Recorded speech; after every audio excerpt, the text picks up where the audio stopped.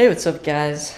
I got a little something special for you today. I'm going to be doing a little walk around and review of my 2014 KTM 250 XC. So far, I'm really happy with this bike. I just want to share a couple things about it in case anyone else is looking to purchase one. Any flaws that it might have, anything that I really like about it, who this bike might be for, what are some things you can do to it. So let's jump in. Basically, what I've done to the bike is mostly cosmetic items. On the whole thing, I have a Churbies plastic kit. Fits really good, had no problems getting it on, fits just like the stock plastics do. The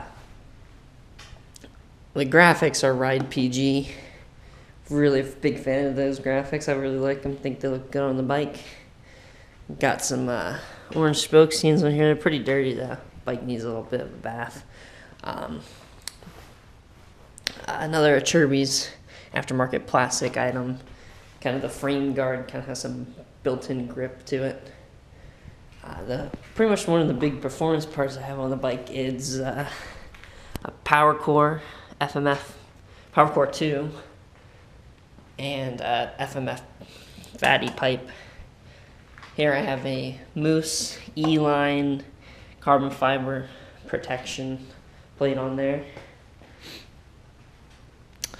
Got some at Churbies hand guards. Everything's at Churbies on this bike, geez.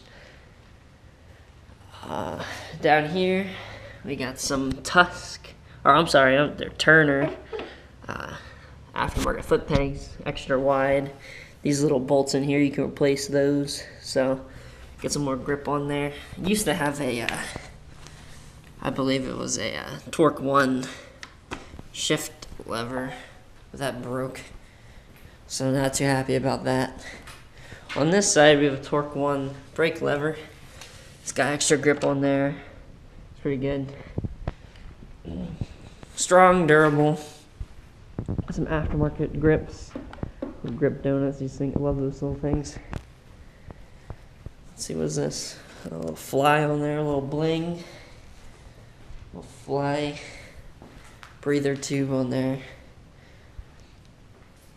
Other than that, pretty much this stock just looks different because of all the cosmetic items I did to it. Alright, so now into maintenance on this bike. Maintenance is not bad at all, to be honest.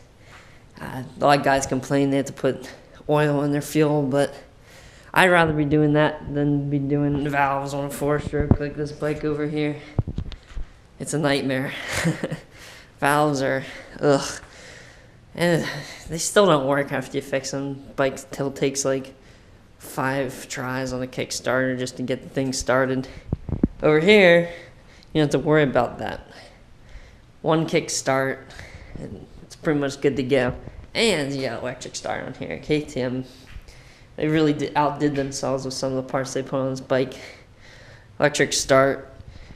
Down here you get Brembo brakes on the front and back. Hydraulic clutch up here. Really smooth. It's like when you hop on any other bike, it's like, man, they're spoiled with the hydraulic clutch. How did I go without that? Electric start on these bikes are not so great. This little motor that's in here, that thing will go out on you every year or so, especially if it's really cold where you live. Battery will tend to die.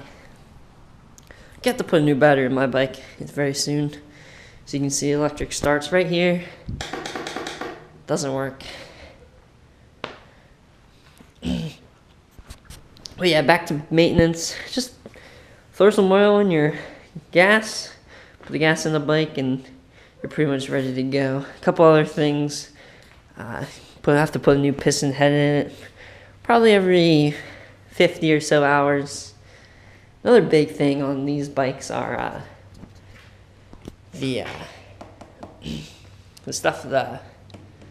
packing inside of the pipes. I do that every 10-15 hours. You can really notice a performance gain when you put a new packing inside the pipe there. It's really nice.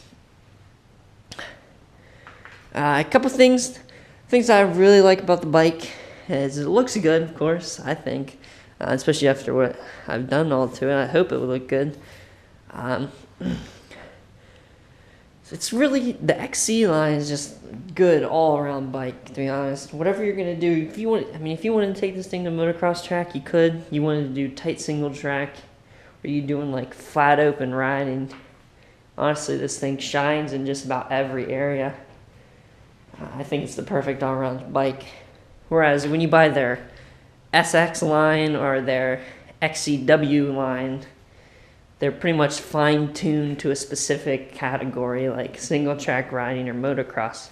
Whereas this thing, it's kind of the best of both. You can pretty much do whatever you want. If you wanted to go one weekend to a motocross track, next weekend you wouldn't be riding single track. It's perfect. You right out of the box. You don't even have to do any changes to it or anything. One thing about this bike is it doesn't have the PDS, it has linkage. Like the XCW has PDS suspension, which in my opinion is super soft. Just basically it like hinders you from riding really fast because you're gonna bottom out on pretty much anything. And you can't take an XCW to a motocross track unless you want to look like a goon, but hey, that's your choice. Also, I think the headlights look pretty stupid, to be honest. But hey, that's my opinion. How does the bike ride? It rides really good. Some of the things that I think it shines at, it would be really tight riding. To be honest, that's probably, if you're doing the woods style riding, this thing's really flickable. It's light. It's about 230 pounds, but honestly, center of gravity on this thing is up so high that it feels even lighter. So it's really flickable, really nimble. Feels really planted too. That's one thing a lot of two-strokes don't feel. They don't feel so planted. The front end feels really twitchy, but this thing feels really planted. Especially if you mess with the height of your front forks. If you bring them up a little bit, it's gonna be it might be a little twitchy then, but hey, you might need the extra height in order to reach the ground. It does have a pretty tall seat height on it. But if you put these down, it's gonna feel a lot more planted, especially at high speeds. I do primarily woods riding. I've taken it to a track a couple times. But the thing feels really planted. One thing that I really like about it, especially for like hill climbs and off-road riding, is the thing just lugs up everything. Right when you think the thing's about to stall, where the engine sounds like it's gonna die immediately, the thing will just surprise you and just keep on climbing. It's amazing. That's one thing that's just amazing about it. Whereas that four-stroke over there, it's a whole different story. The thing doesn't like to get traction, likes to spin the tire a lot. It's a motocross bike, so not sure what you would expect there, to be honest. This thing would take a lot of money into it in order to make it a off-road worthy bike. It's a true motocrosser. But back to the KTM. This thing is just ready to rip right when you buy it.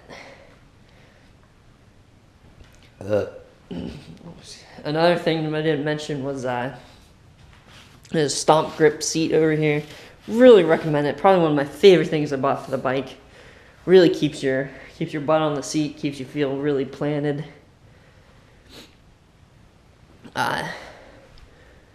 Really oversized gas tank. Holds about 2.5 gallons of gas. So you're pretty much not going to run out on those really long cross-country rides. Really, it's just the perfect bike for me. I am 18, I'm about 140 pounds. I'm probably about 5'10", so I can tippy-toe on the bike. I mean, the bike's so stinking tall, but after a while you kind of just get used to it. All the Japanese bikes start feeling smaller after a while, to be honest. Like, the Honda over there feels really, really small. when you sit on it, but it's really not. Bike's really powerful. Probably puts out about, I don't know, close to 50 horsepower. Probably a little less than that, but really powerful bike, especially for how light it is. The weight to power ratio is just insane on these two strokes. A lot of people are opting for the 300, but for me, honestly, I think this thing's perfect. Revs a lot quicker than the 300. Kind of just, it's easier to get onto the power. 300, you gotta really rev the thing out. It's actually pretty mellow down low. A lot of people wouldn't think that about 300, but it's pretty mellow unless you get really onto it. The 300 is just a lug machine, which is nice for hill climbs and stuff, but it takes that extra second or two to get really on the pipe. Whereas this thing, really torquey down low, has 6 gears. First gear, I would say, is probably a bit unusable. Second gear is probably your go-to gear for just about everything. Everything tight. Tight wood, single track. Second gear is shines. Third gear, you're probably cruising, still a little tight, but you're just gaining speed. Fourth and fifth, absolute straightaway. Sixth gear, I don't know. I don't really ride in sixth gear. There's not a lot of power in sixth gear. It's just pure speed. But I mean, hey, you could put a license plate and lights on this thing, and you could ride this thing on the road if you wanted to. Sixth gear might help out with that quite a bit. But yeah, overall, really great bike, great package.